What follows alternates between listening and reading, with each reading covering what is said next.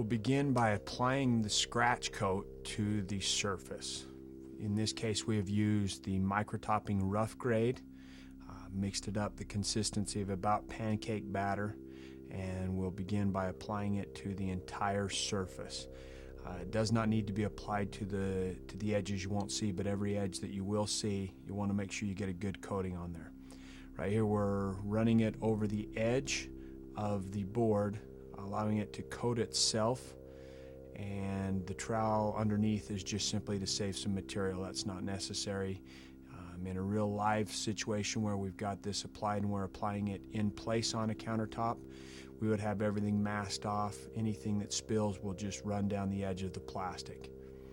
Right here you can see where we've just caught all that extra material and are just simply using it so that we can save some material. We've coated the entire surface. We're looking for just a nice smooth coverage, making sure that we've got the entire surface coated. Running anything off the back to allow it to sit flush with the wall, and making sure we don't have anything we have to sand later. We will make sure the entire surface again is coated, and as we do this, we'll have a nice smooth, relatively smooth surface that we can apply the next coat to. We'll rub the front of it just to make sure that we've got everything coated, and again, just in an effort to make sure everything's smooth, it saves us time in the next step.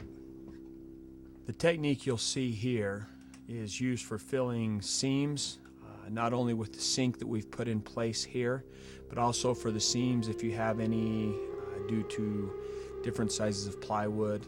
Ideally you wouldn't have any seams. You can cut the plywood so that you eliminate those, but if you do end up with seams, the technique used here is the same for that.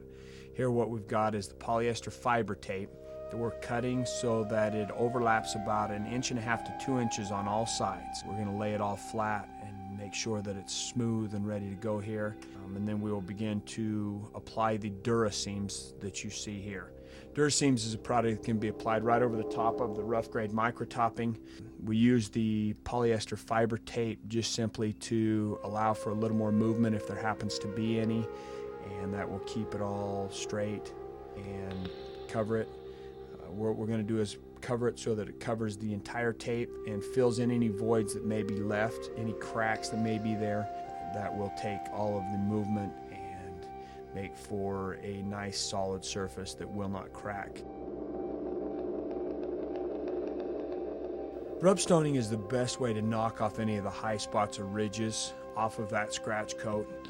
We're going to use very little pressure, and we're going to make sure that we're not scratching or going too deep into any of the surface. We'll make sure that we cover all of the edges, including the front edge.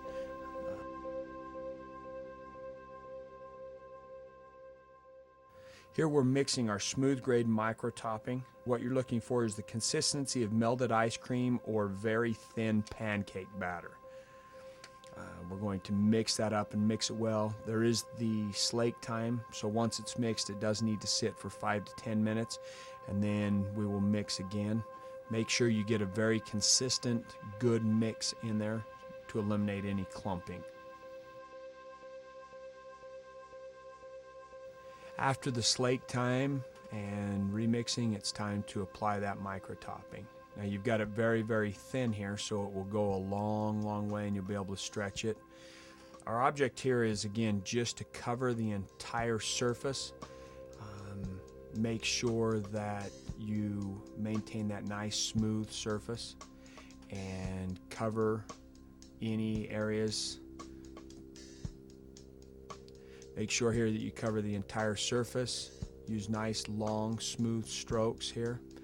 That'll help knock out any ridges and maintain that nice smooth surface. It'll also help push all of that micro-topping into the pores of the rough grade and give you a nice coat. If we let it run over the edges, that's the easiest way to coat those edges, to make sure that they maintain that smooth edge. By letting it run down there, you've coated everything, and then we'll come back at the end and just smooth it all out with the nice circular little strokes that we had before. Right now what we're doing is just knocking any of the high ridges off. Sanding in between coats is not necessary, however it will maintain a nice smooth edge. It helps make sure that you've got the entire surface ready to apply the GraniteLook to. What we'll do is apply a second coat of micro-topping here. This again is the smooth grade micro-topping. We'll use the same technique, just cover everything with nice strokes, trying to maintain and achieve a nice flat surface so that the surface itself is flat rather than having to smooth everything out in the end with whatever sealer you choose to use. That'll help your sealer go a little further as well. We'll coat the backsplash. One of the easiest ways to do that is actually just to paint it on, and then you can sand in between coats. Make sure that when you coat that backsplash, you use nice, long, thick strokes. The material is thin enough that it is applied very easily with a chip brush. Right here, what we've done is coat the top and the front edge. Make sure that we're not coating that back edge or the bottom edge, because that allows it to sit flush with the wall and sit flush against itself. And now the final sanding. This is where you find a lot of incentive to try your surface very smooth. Make sure you hit every part of the surface, both to get a very smooth top, but also to remove any of the acrylic which may have risen to the top of the micro-topping. This will assure a good bond for the GraniteLook and also for the sealer in the end.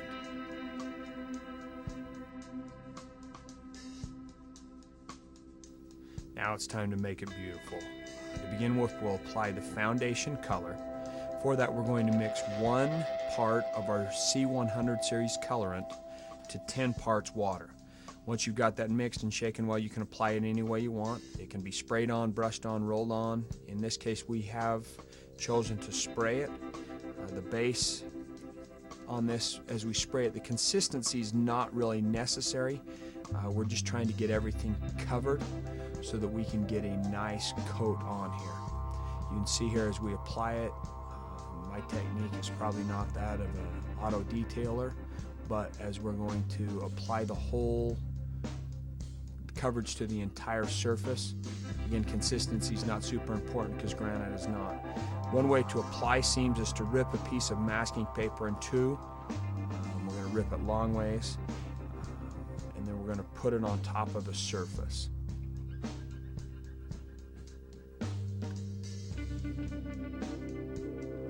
In this one, what we're going to do is we're going to run a seam right up through the middle of the granite, and then if you'll watch, we're actually going to apply it and get it run right up the backsplash so that the backsplash looks like it's a part of the surface. This again is the same base colorant, 1 part C100 series colorant to 10 parts water. We're just going to apply it through and use the masking paper for that. In this case, we've chosen black, and as we apply this, masking paper will keep that nice, beautiful seam on there. Now, as we remove one piece, what we can do is add a little bit of shadowing. Again, we've used the C100 series colorant.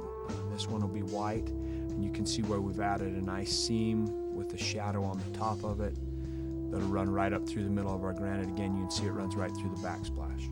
Now we're going to apply the GraniteLook. In this case, we're going to add the C100 series colorant to the GraniteLook solution.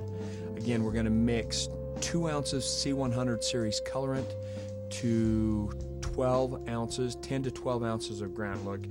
We're going to test the pattern from the spray bottles. On here, we want a nice full circle pattern with minimal jet spray coming from the middle. Now we're going to begin applying this to the surface. We're going to use short half pull bursts. We're going to use lots of different heights, lots of different angles, and we're going to cover the entire surface with that GraniteLook. Make sure that we get the entire surface covered, but it doesn't have to be heavy. As we do this, we're going to apply at least 4 colors, but not more than 7 colors.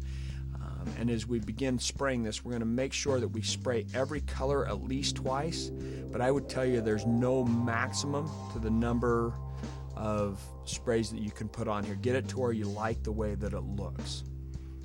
You can see here again, just lots of different angles, lots of different elevations.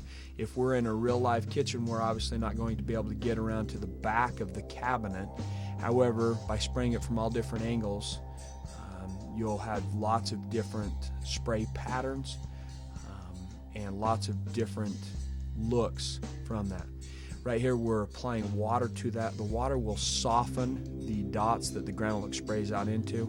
You can create different looks using that water. You can get it to where it will run all together and give you kind of a bleed look for the granite.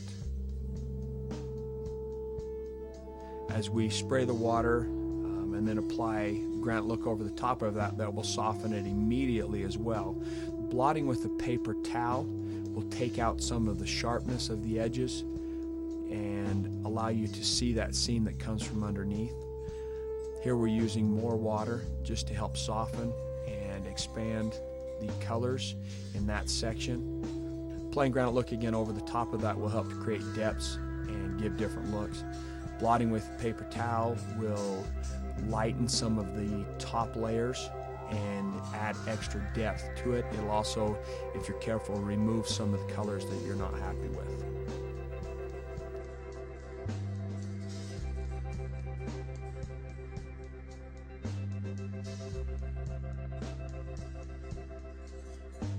Right here's the finished product. You can see the seam that still runs through there. You can see how we have a lot of blotting just to the right of the sink and the left of the seam.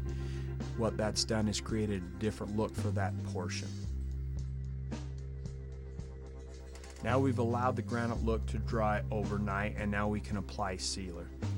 Sealer options are the UV Shield Epoxy, or you can use the Pro Shield 10. We're going to apply it with a foam roller, and again we're just going to make sure we apply it to all the surfaces, creating a nice, even, smooth coat.